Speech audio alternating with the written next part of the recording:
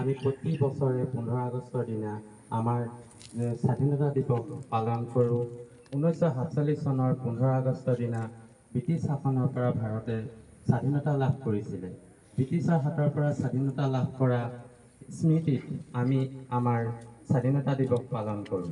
আৰু এই দিনটোতেই আমি সংগ্ৰামীসকলক, স্বাধীনতা সংগ্ৰামীসকলক শ্ৰদ্ধা আৰু সন্মান জনাওঁ।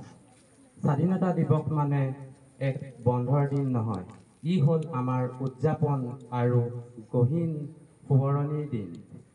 ই আমাক আমাৰ দেশৰ প্ৰতি থকা আমাৰ দায়িত্ব আৰু কৰ্তব্যৰ কথা সোঁৱৰাই দিয়ে।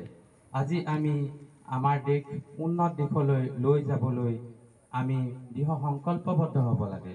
আমি আমাৰ ঐক্য, আমাৰ দেশৰ ঐক্য আৰু সংহতি বজাই ৰাখিবলৈ আমি চেষ্টা কৰিব লাগে। আৰু আমি আমাৰ মাজৰ বিভেদবোৰ দূৰ কৰি আমি আমাৰ দেশৰ এক শক্তিশালী ভাৰতবৰ্ষ হিচাপে গঢ়ি তুলিব, ৰাষ্ট্ৰ হিচাপে গঢ়ি তুলিব লাগে। আৰু শেষত স্বাধীনতা দিৱসৰ পুনৰ শুভেচ্ছা জনাই মোৰ চমু বক্তব্য সামৰণি মাৰিলোঁ। আৰু এটি আমি শ্লোগান দিম, সকলোৱে যেন সহায় কৰে। জয় হিন্দ, জয় হিন্দ, জয় হিন্দ। ধন্যবাদ।